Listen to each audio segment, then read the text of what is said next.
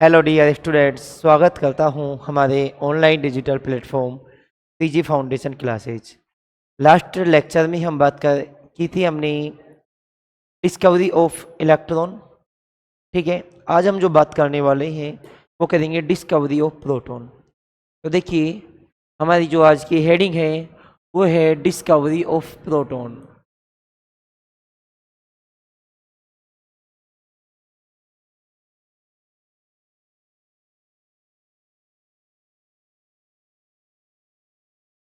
आज की हमारी हेडिंग क्या है? Discovery of proton. तो इसकी बात करें कि डिस्कवरी ऑफ प्रोटॉन की हम बात करें तो जैसे आपने इलेक्ट्रॉन की डिस्कवरी में देखा, वैसे ही आपको किस में देखना है? डिस्कवरी ऑफ प्रोटॉन में आपको देखना है। होता क्या है हम उसकी बात करें तो देखिए, एक आपका साइंटिस्ट था गोल्डस्टीन। वो जो गोल्डस्टीन था उसने आपकी डिस्कवरी की, किसकी? प्रोटॉन की डिस्कवरी की। देखिए, जो आपका एक साइंटिस्ट था गोल्डस्टीन, ये गोल्डस्टीन एक साइंटिस्ट था। उस गोल्डस्टीन ने क्या किया? एक डिस्चार्ज ट्यूब ली। क्या ली? एक डिस्चार्ज ट्यूब ली, जैसा हमने लास्ट लेक्चर में देखा था।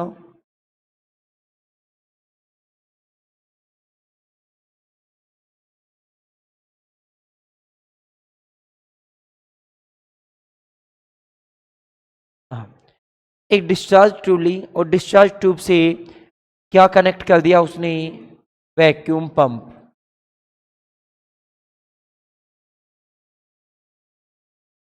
वैक्यूम पंप उसने ऐड किया और मोल इसमें दो मेटल के इलेक्ट्रोड इसने लगाई। मेटल के क्या लगाई इसने? दो इलेक्ट्रोड लगाई इसने।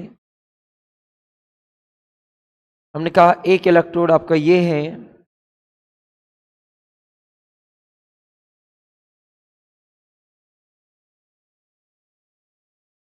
एक इलेक्ट्रोड आपका ये है। ये दो इलेक्ट्रोड हैं और इन्हें बैटरी से जोड़ दिया, एक इलेक्ट्रिक सोर्स से उन्होंने कनेक्ट किया।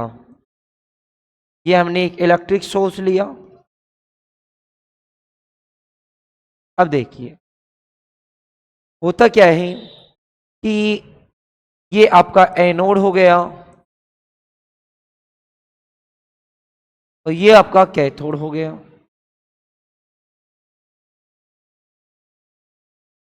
क्योंकि एनोड पॉजिटिव टर्मिनल वाला होता है यहाँ पे आपका, कैथोड नेगेटिव। हमने बैटरी भी चेंज की है, बैटरी के टर्मिनल उल्टे हैं तो आपका एनोड और कैथोड भी अपोजिट हो जाएगा।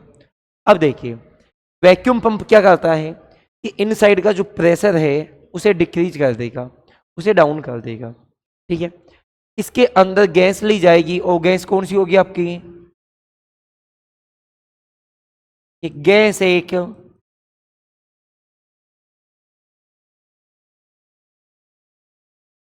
Gas at low pressure.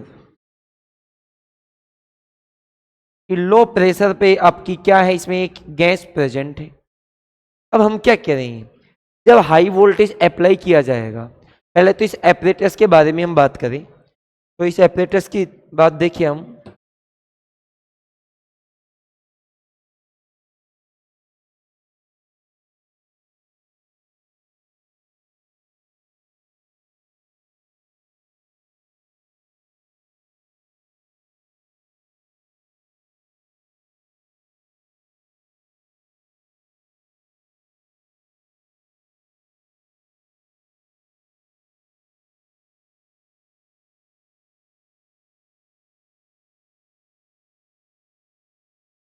देखिए, अब हम इस एपरेटस के बारे में बात करें तो क्या है यहाँ पे?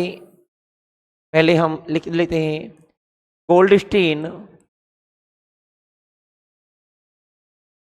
परफॉर्म्ड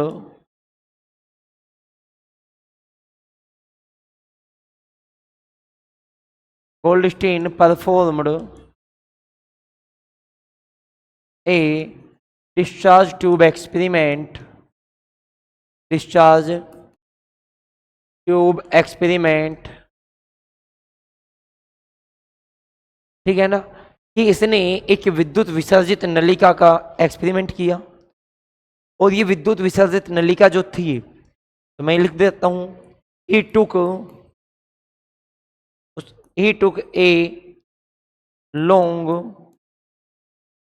glass ट्यूब, और लगभग कितनी थी, 60 सेंटीमीटर की ये लेंथ थी इसकी, मैं लिख देता हूं 60 सेंटीमीटर लॉन्ग थी, ठीक है ना।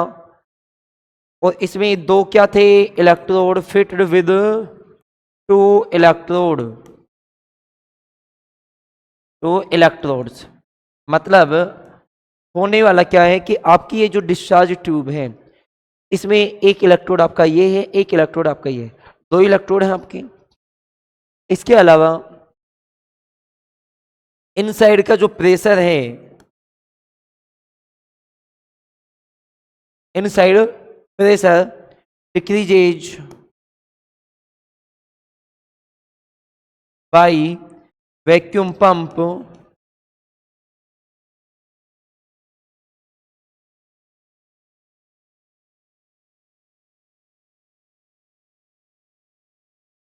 तो ये इनसाइड का जो प्रेशर है वो वैक्यूम पंप से क्या हो सकता है, कम किया जा सकता है, अंदर का प्रेशर। इसके अलावा अब हम बात करें कि यहाँ पे आपकी एक बैटरी है, एक इलेक्ट्रिक सोर्स है आपका, और वो इलेक्ट्रिक सोर्स क्या करेगा, इलेक्ट्रिक करंट इसमें फ्लो करेगा। तो अब हम यहाँ पे बात करें व्हेन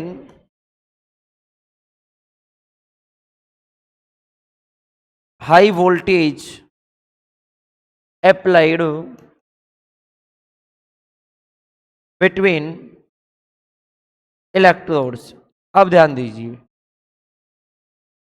कि जब हाई वोल्टेज अप्लाई किया जाएगा तो क्या होगा। तो पहली बात तो आपको इसमें ये ध्यान रखना है कि जब हम इलेक्ट्रॉन की डिस्कवरी पढ़ते हैं, तो इलेक्ट्रॉन की डिस्कवरी में हम क्या पढ़ते हैं कि जो आपका एनोड था उसके बैक साइड में किसकी लेयर थी, जेडएनएस की थी। अब हम ये देखने वाले हैं कि आपका जो कैथोड है, इस कैथोड के बैक साइड में, कैथोड के अपोजिट मतलब बैक साइड में ग्लास ट्यूब पे लेयर है, और ये लेयर किसकी है, ये लेयर है जेडएनएस की। किसकी लेयर है ये, जेडएनएस जिंक सल्फाइड की ये लेयर है। अब हम ये कह रहे हैं when high voltage applied between electrode. इसके अलावा आपको क्या ध्यान रखना है कि आपका ये जो कैथोड है, इस कैथोड में बहुत सारे क्या है, स्मॉल पोर्स हैं, परफोरेटेड है, ठीक है ना, इसमें बहुत सारे छिद्र है छोटे छोटे।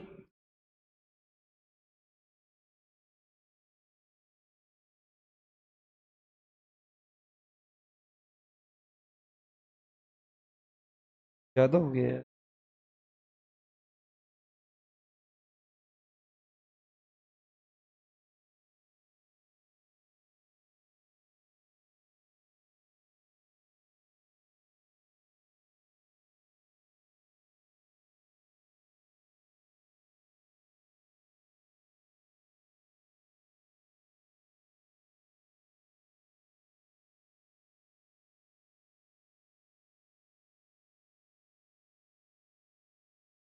देखिए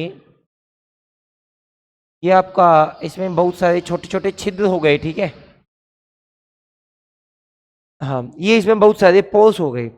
अब होगा क्या, जब हाई वोल्टेज अप्लाई किया जाएगा तो यहाँ से कुछ इनविजिबल रेज प्रोड्यूस होंगी, और इन पोर्स के थ्रू कहाँ पे जाएंगी, ये जेडएनएस पर जाएगी।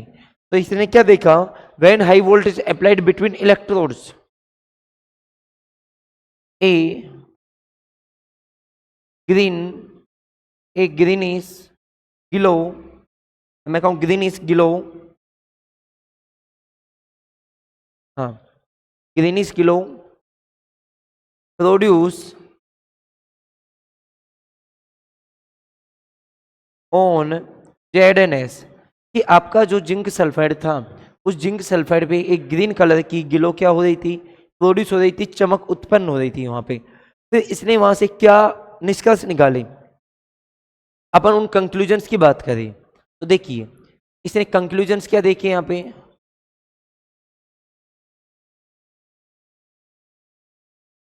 इसने परिणाम क्या देखिए,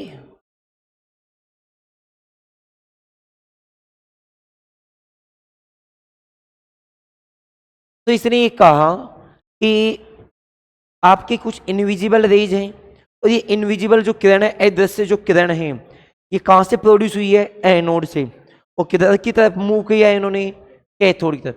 अब प्रोड्यूस एनोड से हो रही है, तो इन्हें नाम दिया गया एनोड किरण, एनोड रे नाम दिया गया, या दूसरा नाम दिया गया इन्हें कैनोल रे, कैनोल किरण नाम दिया गया। तो कंक्लूजन में देखिए क्या है,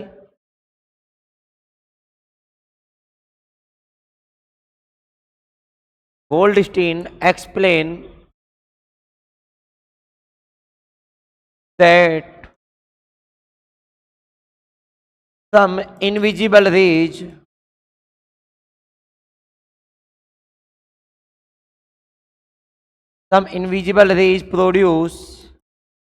from कहाँ से प्रोड्यूस होंगी, एनोड से या कैथोड से, एनोड रेज है, एनोड से होंगे, from anode and move towards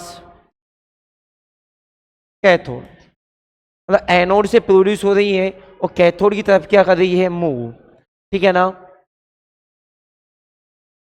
हाँ, these raise called, these raise called, कौन सी रेज कहेंगे हम इन्हें, these raise called anode rays, these raise called anode rays, और क्या कहेंगे इन्हें, बताओ, कैनोल रेज।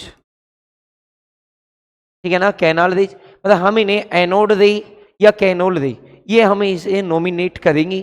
तो यहां से आपको समझ में आई, एनोड से प्रोड्यूस हुई, कैथोड की तरफ मूव किया। अब हम इसकी प्रॉपर्टी की कुछ बात कर लेते हैं कि इसकी प्रॉपर्टी क्या है। ठीक है,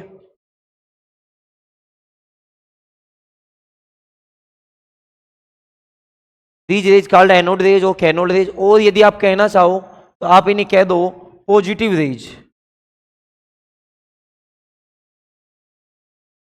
हम, ये इसके कुछ नेम है, ठीक है ना, anode rays, positive rays, cathode raise.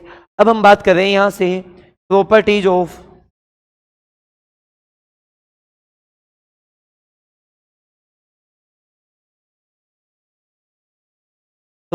Of anode rays.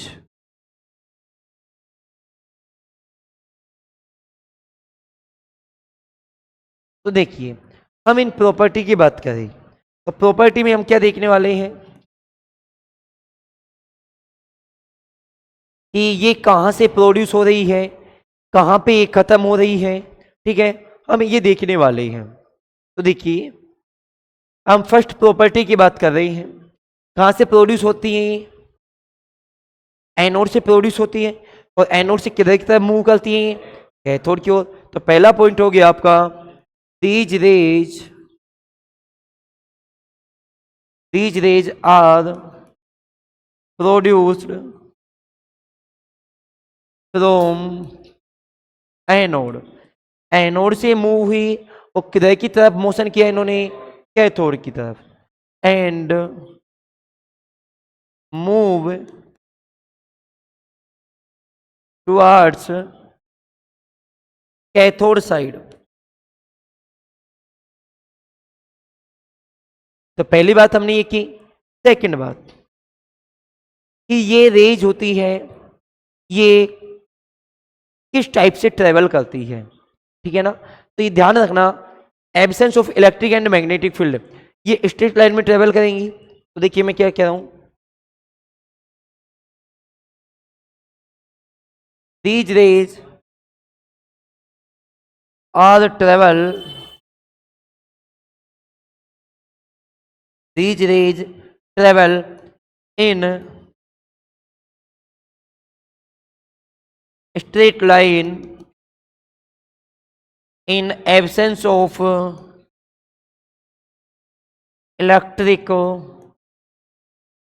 and magnetic field।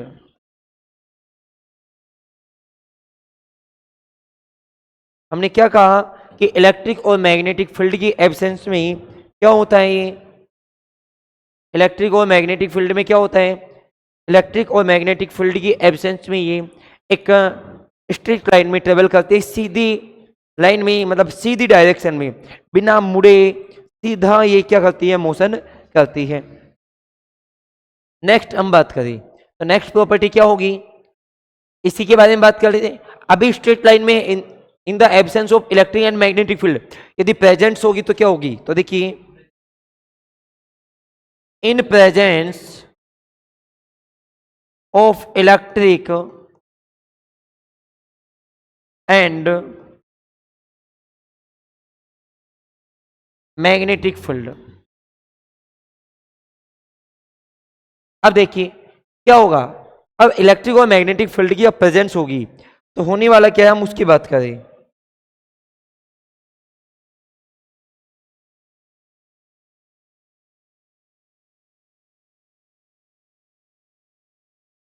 दिखाई दे रहा है ना, अरे दिख रहा है ना, सही दिखाई दे रहा है।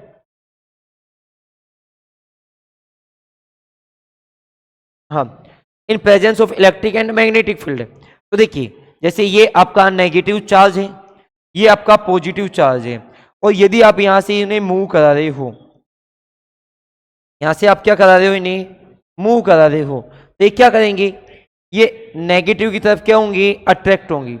अब नेगेटिव की तरफ कब अट्रैक्ट होंगी, जब खुद के ऊपर कैसा हो, पॉजिटिव चार्ज हो। तो हम यही कह रहे हैं, in the absence in the presence of electric and magnetic field these rays behave as a positive particle। हम क्या कह रहे हैं कि ये जो रेज है ये पॉजिटिव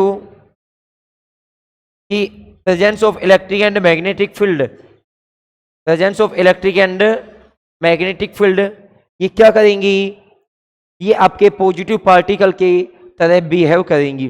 पॉजिटिव पार्टिकल की तरह बिहेव करें मतलब इनके ऊपर कैसा चार्ज हो गया, पॉजिटिव चार्ज हो गया। इतनी बातें आपको समझ में आ गई होंगी। अब हम नेक्स्ट बात करें, देखिए प्रोटॉन, आई मीन प्रोटॉन और इलेक्ट्रॉन की हम बात करें तो जो प्रोटॉन होता है आपका, प्रोटॉन का वेट ज्यादा होता है,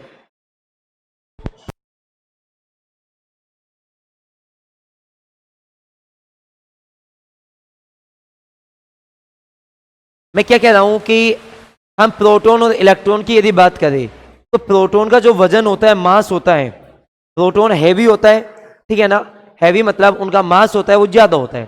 अब एक बात बताइए, एक तो जिसका मास कम हो, एक जिसका मास ज्यादा हो, दोनों क्या कर रहे हैं, भाग रहे हैं, मोशन कर रहे हैं, गति कर रहे हैं, तो गति कर रहे हैं तो होगा क्या, ये बताओ। जो जिसका वजन कम होगा, जिसका मास कम होगा वो ज्यादा स्पीड से मूव करेगा, और जिसका वजन ज्यादा होगा वो कम स्पीड से। तो मैंने क्या कहा, स्पीड या मैं कहूं velocity, velocity of anode rays, ध्यान से सुनिए, velocity of anode rays is less than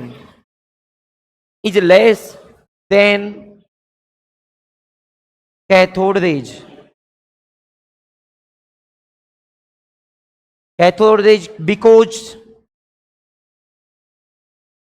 क्या होता है, because mass of anode rays is greater than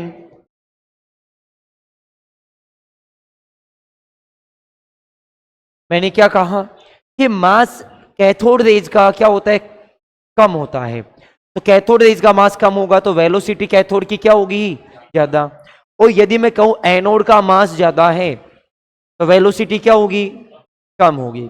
आगे बात समझ में। एक और बात कर लेते हैं हम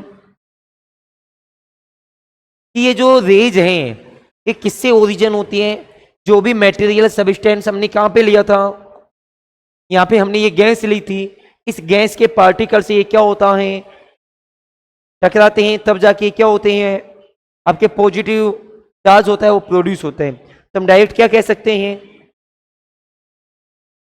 these rays produced from material which is present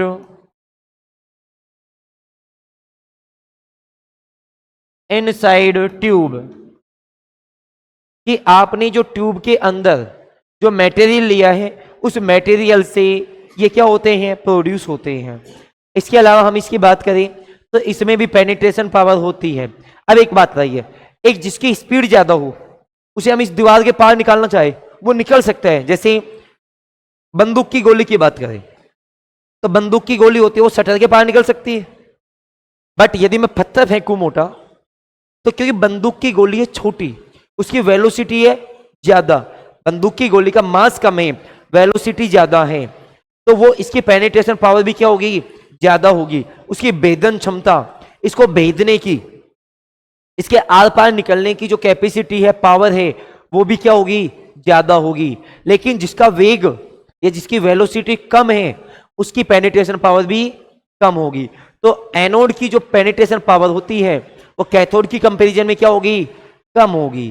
cathode comparison में क्या होगी, कम होगी। तो ये हमने बात की properties of anode rays, properties of anode rays की हमने बात की। अब जो हमारा नेक्स्ट पॉइंट है वो है discovery of neutron, discovery of neutron. या हम इसमें एक बात और कर लेते हैं, एक बार मैं इधर लिख देता हूं आपको कि ये जो पॉजिटिव पार्टिकल हैं, देखिए कौन सी प्रॉपर्टी आपकी है, 6 है ना। देखिए these rays also called proton. मैंने क्या कहा कि ये जो रेज थी इन्हें हमने क्या नाम दिया, प्रोटॉन नाम भी हमने दिया। तो हमारे पास 4 नाम हो गए, एनोड रेज नाम हो गया, और कैनाल रेज नाम हो गया, और पॉजिटिव रेज हो गया, और प्रोटॉन, 4 नाम हो गए। तो बताइए डिस्कवरी ऑफ प्रोटॉन किसने किया, गोल्डस्टीन ने। डिस्कवरी ऑफ प्रोटॉन गोल्डस्टीन ने, ठीक है ना। और डिस्कवरी ऑफ इलेक्ट्रॉन किसने की थी, माइकल फैराडे ने तो एक्सपेरिमेंट किया था। Discovery of electron J Thomson ने, माइकल फैराडे ने एक्सपेरिमेंट किया था, ठीक है। बट उसने जो नाम दिया था माइकल फैराडे ने, क्या नाम दिया था, कैथोड रेज। माइकल फैराडे ने कैथोड रेज नाम दिया, बट जो इलेक्ट्रॉन के बारे में बात करें तो वो किसने बताया, जे थॉमसन ने। बट यहाँ पे जो प्रोटॉन की बात करें वो किसने बताया, गोल्डस्टीन ने। आप कुछ बुक्स में रदरफोर्ड पढ़ते हो, रदरफोर्ड ने किसकी डिस्कवरी की, तो ध्यान रखना न्यूक्लियस की डिस्कवरी की, जो नाभिक होता है ना न्यूक्लियस, उसकी डिस्कवरी की थी रदरफोर्ड ने, ठीक है ना। तो अब हम बात करने वाले हैं, हमारा जो नेक्स्ट पॉइंट है, नेक्स्ट टॉपिक है हमारा डिस्कवरी ऑफ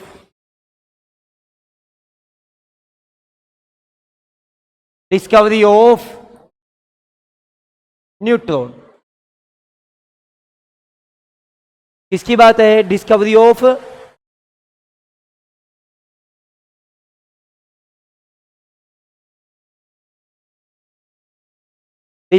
न्यूट्रॉन की हम बात कर रहे हैं। तो डिस्कवरी ऑफ न्यूट्रॉन में हम बात करें,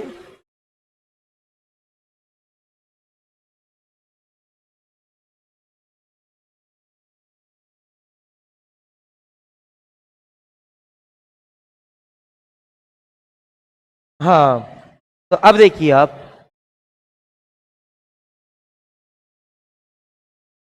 डिस्कवरी ऑफ न्यूट्रॉन की हम बात करें तो ये क्या हो जाएगा आपका, देखिए अभी तक हम इसकी बात कर रहे हैं, ये डिस्कवर कैसे हुआ। देखिए थोड़ा सा समझने की आवश्यकता है कि पहली बात क्वेश्चन ये है कि डिस्कवरी की जरूरत क्यों पड़ी, ना इसके ऊपर चार्ज है, नील बटे सन्नाटा है, ठीक है ना, मतलब ना तो प्लस है ना माइनस है, बीच का है, ये न्यूट्रल है। तो मतलब इसकी डिस्कवरी कैसे हुई या क्या आवश्यकता पड़ी। तो देखिए क्या हुआ कि जब एक्सपेरिमेंट हुए तो ये देखा गया कि जो आपका कोई भी एटम है, उस एटम का जो मास होता है, वो मास प्रोटॉन की जो संख्या है, नंबर ऑफ प्रोटॉन है, उनसे ज्यादा है। जैसे समझो ये आपका एक एटम है, ठीक है ना। ये एटम कौन सा मान के चलोगे, बोरोन मान के चल रहा हूं मैं, 5 नंबर पे होता है। इसका एटॉमिक मास कितना होता है, 11 होता है, 11 होता है। अब हुआ क्या, इन्होंने ये देखा यार इसमें नंबर ऑफ प्रोटॉन है, नंबर ऑफ प्रोटॉन तो कितने हैं 5, बट इसका जो एटॉमिक वेट आ रहा है, एटॉमिक मास आ रहा है, वो कितना आ रहा है 11। मतलब प्रोटॉन के अलावा कोई ना कोई प्रेजेंट है भाई, प्रोटॉन के अलावा मास है। यहां पे हमने कही प्रोटॉन तो 5 है, प्रोटॉन तो कितने हैं 5 है आपके।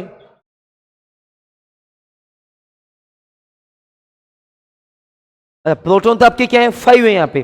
अब प्रोटॉन 5 है बट मास कितना है आपका 11, मास कितना है 11।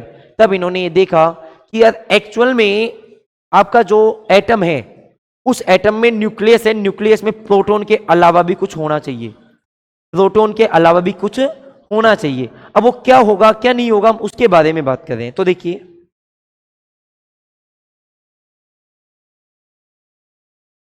देखिए हम बात कर रहे हैं, अब हुआ क्या, जो चैडविक था आपका, कौन था चैडविक, इस चैडविक ने एक्सपेरिमेंट किए। चैडविक ने क्या किया कि अल्फा पार्टिकल्स हैं, जो अल्फा पार्टिकल्स हैं उन्हें बोम्बार्डेड कराया, बमबारी कराई उन पर, उनको बहुत ज्यादा संख्या में फेंका।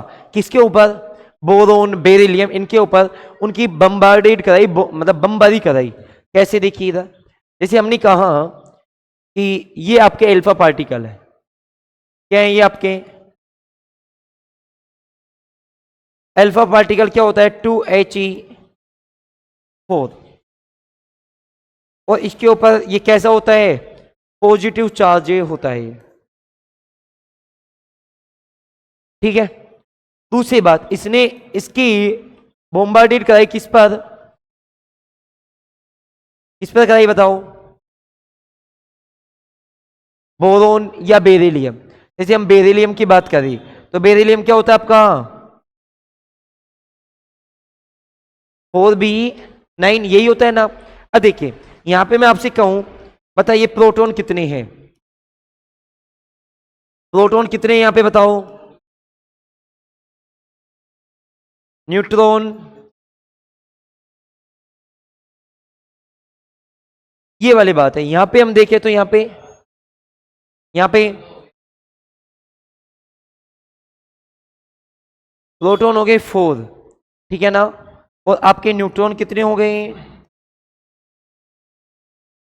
अब हुआ क्या कि जब ये दोनों आपस में मिले, जब ये आपस में इसका न्यूक्लियस और इसका न्यूक्लियस, अब देखिए यहां से एक बात क्या होती है कि जो आपके न्यूक्लियस है, न्यूक्लियस के ऊपर कैसा चार्ज होता है पॉजिटिव चार्ज होता है, इसके ऊपर भी पॉजिटिव चार्ज है, इसके ऊपर भी पॉजिटिव चार्ज है, और इन दोनों ने मिलकर के क्या फॉर्म किया आपका कार्बन 6C12 आपका फॉर्म किया। अब यहां से एक क्वेश्चन ये बनता है कि एक्चुअल में इसके ऊपर भी पॉजिटिव चार्ज है, इसके ऊपर भी पॉजिटिव चार्ज है, दोनों एक दूसरे को रिपेल करनी चाहिए, बट रिपेल नहीं करते, ये दोनों मिल गए। क्योंकि रीजन क्या है, यहां पे ये जो प्रोसेस होती है, प्रोसेस ये जो होती है ना, ये इन द प्रेजेंस ऑफ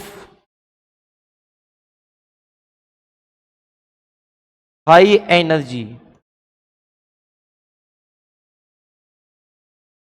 ये जो प्रोसेस होती है इसमें बहुत ज्यादा एनर्जी की रिक्वायरमेंट होती है। क्यों, क्योंकि देखिए दो एक दूसरे को रिपेल कर रहे हैं तो उनको पास लाने के लिए वर्क करना पड़ेगा, और वर्क हम करेंगे तो हमारी एनर्जी में क्या होगा डिक्रीज होगा, मतलब एनर्जी यहाँ पे काम आएगी, ठीक है ना। तो ये बन गया।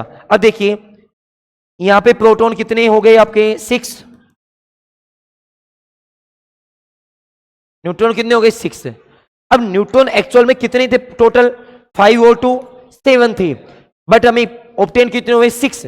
और यहां पे एक आपका ये न्यूट्रॉन, एक ये न्यूट्रॉन क्या होता है यहां से, ये है 0n1, ये आपका क्या है न्यूट्रॉन है। ये न्यूट्रॉन यहां से क्या होता है, एमिशन होता है न्यूट्रॉन का 1 न्यूट्रॉन। इसका जो मास होता है ना वो 1 यूनिट होता है। मास कितना होता है 1 यूनिट। अब यूनिट में आप क्या लेके चलोगे, AMU, इक्वल में लगभग AMU लेके चलोगे। चार्ज कितना होगा 0, चार्ज कितना होगा 0। तो आगे बात समझ में, डिस्कवरी ऑफ न्यूट्रॉन। तो डिस्कवरी ऑफ न्यूट्रॉन चैडविक ने की, कैसे हुई, उसने जो अल्फा पार्टिकल्स थे उनकी बॉम्बार्डेड कराई, किसके ऊपर बॉम्बार्डेड कराई, बेरिलियम और बोरोन पर। और वहां से उन्होंने ये देखा कि एक सिंगल, एक अनचार्ज्ड, एक न्यूट्रल पार्टिकल वहां से एमिशन हो रहा है, उत्सर्जित हो रहा है, वहां से निकल रहा है, ठीक है ना। और उस पार्टिकल का जो वेट है वो इक्वल किसके है, प्रोटॉन के, अबाउट इक्वल प्रोटॉन के, लगभग प्रोटॉन के इक्वल है। और उसे क्या नाम दिया चैडविक ने, न्यूट्रॉन। क्या नाम दिया, न्यूट्रॉन। अब देखिए याद करने के लिए मैं बताता हूं आपको करना क्या है, आपको वो देखिए। एक ट्रिक याद रखना, 8 पग नाचे, 8 पग नाचे। तो देखो ई से इलेक्ट्रॉन, ऐसे थॉमसन,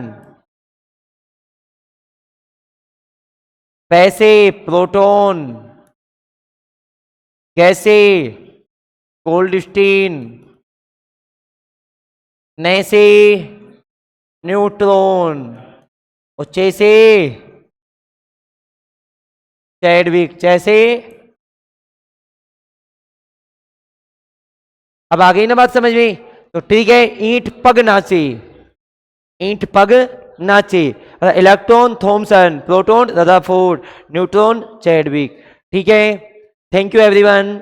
यदि आप रेगुलर क्लास देखिए, ठीक है, आपको पूरे टॉपिक कराई जाएंगी, तो सभी को उम्मीद है लाइक करेंगे, शेयर करेंगे और सब्सक्राइब करेंगे। Thank you everyone.